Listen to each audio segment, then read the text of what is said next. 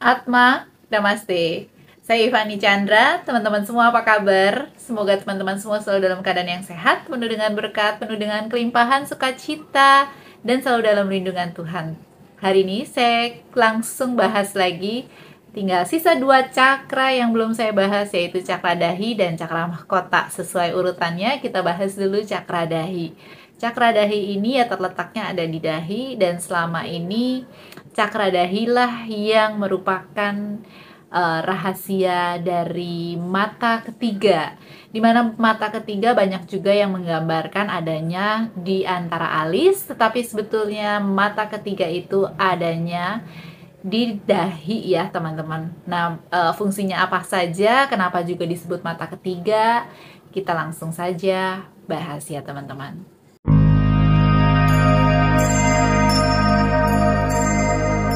Cakra dahi. Cakra dahi ini memiliki 3 fungsi utama juga, sama seperti cakra lainnya, yaitu fungsinya secara spiritual, fungsinya secara psikologi, dan fungsinya secara fisiologi. Cakra dahi ini tentu saja letaknya ada di dahi, di warna-warnanya itu ada warna ungunya, ada warna orange-nya, ada warna kuning dan hijau muda. Jadi perpaduan semua warna itu ada di cakra dahi. Kita mulai dari fungsinya secara spiritual. Cakra dahi ini juga dikenal dengan pusat intuisi rendah ya teman-teman. Pusat intuisi tingginya itu adanya di cakra mahkota, di puncak ya. Sedangkan kalau cakra dahi ini adalah pusat intuisi rendah. Kalau kemarin cakra ajna itu adalah pusat kecerdasan. Tetapi ketiga ini saling berhubungan dalam seseorang memutuskan tindakan apa yang mesti dilakukan, pemikiran apa yang keluar dari kepalanya gitu ya teman-teman. Ini 3 cakra ini sangat berpengaruh. Nah, untuk cakra dahi, fungsi secara spiritualnya adalah pusat intuisi rendah. Sedangkan bedanya apa sih dengan cakra mahkota yang merupakan pusat intuisi tinggi? Jadi bedanya memang cakra dahi ini adalah sudah merupakan gerbang untuk menuju pencapaian intuisi tingkat tinggi. Kalau saja intuisi rendah itu bisa dianggap bahwa ketika kita memutuskan sesuatu, oh ini pekerjaan ini gampang nih, ini ada jawabannya ini. Biasanya bentuknya itu atau pengetahuannya itu kita sudah tahu dulu gitu ya, sehingga kita bisa memutuskan dengan cepat ini akan seperti ini akan seperti itu tanpa kita harus mengetahui logiknya. Tetapi kalau misalnya kita sudah bisa menguasai intuisi tinggi ini sampai ke cakra mahkota, ini akan lebih lagi. Jadi kalau kita nggak tahu apapun, kita juga sudah punya feeling seperti ini, seperti itu, tanpa kita melihat secara materi atau secara fisik. Itu adanya di cakra mahkota. Mungkin kira-kira seperti itu penjelasannya intuisi rendah dan intuisi tinggi. Bagaimanakah fungsi psikologi dari cakra dahi? Jadi tadi kita sudah bahas ya bahwa cakra dahi ini sebenarnya adalah yang sering kita sebut-sebut sebagai mata ketiga.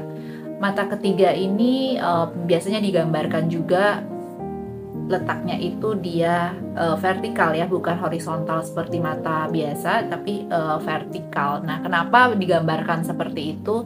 Karena di cakra dahi ini adalah pusat intuisi tadi ya. Ketika intuisi ini akan berkembang, bersatu dengan yang namanya kecerdasan, di mana kemarin kita sudah bahas mengenai kecerdasan itu adanya di cakra ajna. Kalau kecerdasan itu berhubungan dengan logika, dengan hal-hal yang kita sudah ketahui, intuisi itu akan berhubungan sekali dengan hal-hal yang sepertinya kita pokoknya dikasih tahu aja jalannya sama semesta. Nah, itu ketika bergabung antara kecerdasan dengan intuisi, ini akan menjadi orang yang sangat jenius. Jadi orang cerdas itu belum tentu jenius ya teman-teman ya, dimana orang-orang jenius, ahli-ahli ilmiah yang kita kenal dalam menciptakan banyak ilmu pengetahuan bagi kita sekarang, itu sebenarnya adalah orang-orang spiritual juga. Kalau nggak tahu dari mana, misalnya Thomas Alva Edison atau misalnya Albert Einstein, itu adalah orang jenius yang sudah bisa punya intuisi dalam hal ini, sehingga intuisinya berkembang. Dia yakin gitu ya bahwa dia bisa menciptakan bahwa energi itu ada gitu ya, itu sehingga dia bisa merumuskan suatu logika yang akan kita pakai sekarang ini ya, dalam dunia saat ini ya. Karena apa? Karena ia memiliki cakra dahi yang sangat aktif, juga dibarengi dengan cakra ajna, yaitu sebagai pusat kecerdasan. Fungsi cakra dahi secara fisiologis atau secara fisik.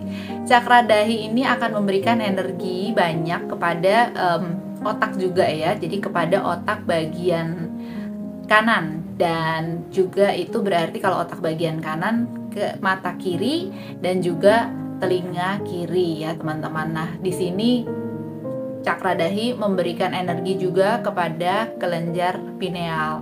Kelenjar pineal ini banyak juga yang mengatur kerjanya hormon-hormon ya, penghasil hormon ya teman-teman, karena juga terkait dengan kelenjar endokrin. Kemarin kita sudah bahas di cakra ajna. Cakra ajna juga itu fungsinya ada kemiripan juga, karena memang letaknya saling berdekatan antara cakra ajna, cakra dahi, dan cakra mahkota. Jadi ketiga cakra ini otomatis akan mensupport bagian-bagian fisik yang ada di kepala, yang untuk mengatur semua aktivitas dari tubuh kita ya. Nah, penyakit yang bisa timbul kalau cakra dahinya ini mengalami gangguan otomatis adalah penyakit-penyakit yang berhubungan dengan saraf. Misalnya apa? Yaitu misalnya kelumpuhan, terus ada juga lupa ya. Itu biasanya kan berkaitan sekali dengan saraf ya. Ada juga epilepsi, dimana kalau epilepsi itu juga ada hubungannya dengan cakra solar plexus yang kotor ya, yang energinya sangat kotor. Tetapi juga karena epilepsi ini berhubungan dengan saraf, itu cakra dahinya juga mengalami gangguan, teman-teman. Teman-teman, demikian fungsi cakra dahi dari 3 aspek, yaitu secara spiritual, secara psikologi, dan secara fisiologis. Tapi di sini cakra dahi ini ada hubungannya dengan mata ketiga, yaitu tadi saya sebutkan bahwa cakra dahi ini disebut mata ketiga karena memang cakra dahi adalah pusat intuisi, atau biasa kita sebut dengan mata batin. Mata batin itu sebenarnya as simple as ketika seseorang melihat, oh ini seperti ini orangnya. Jadi di Alkitab itu mungkin ada juga ya, kalau teman-teman Muslim atau teman-teman dari Kristiani tahu yang namanya Raja Salomon, ketika ia bisa secara langsung melihat seseorang, itu dia bisa menentukan orang ini salah, orang ini nggak salah, seperti itu. Itu punya cakra dahi yang sudah sangat tercerahkan, sudah sangat aktif ya teman-teman. Sebenarnya kita juga harus mengaktifkan cakra dahi. Karena apa? Karena cakra dahi ini sudah berhubungan sekali dengan cakra spiritual ya. Spiritual dalam artian erat kaitannya dengan hubungan kita dengan yang maha kuasa, dengan alam semesta, dengan Tuhan ya. Itu adanya di cakra dahi. Ketika seseorang memiliki cakra dahi yang juga sudah besar ya teman-teman, nantinya cakra mahkota juga perlahan-lahan akan mengikuti.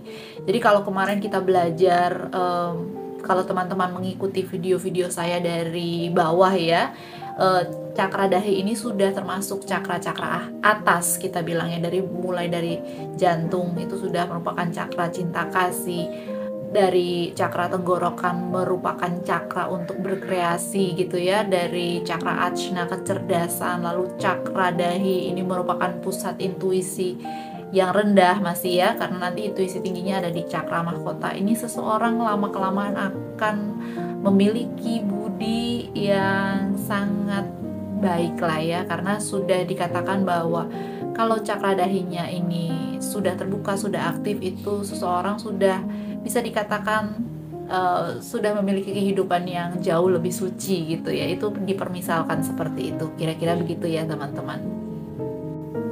Demikian pembahasan mengenai cakra dahi dengan ketiga fungsinya dan kenapa juga disebut sebagai mata ketiga. Teman-teman boleh komen kalau masih penasaran, pengen tahu ya. Silakan boleh komen dan silakan boleh bertanya-tanya. Bagi teman-teman yang ingin bergabung dengan kami dalam meditasi bersama, meditasi jantung kembar untuk melatih cakra-cakra kita agar bisa aktif dan besar, dan juga dilatih bagaimana punya karakter building yang bagus. Boleh komen juga, nanti saya akan berikan linknya, atau boleh DM juga ke Instagram saya @kamarpink. Nanti kita bisa bermeditasi bersama dengan teman-teman di Indonesia Pranic Healing secara gratis dan terbuka untuk umum. Thank you for watching teman-teman. I love you all. Atma. Namaste.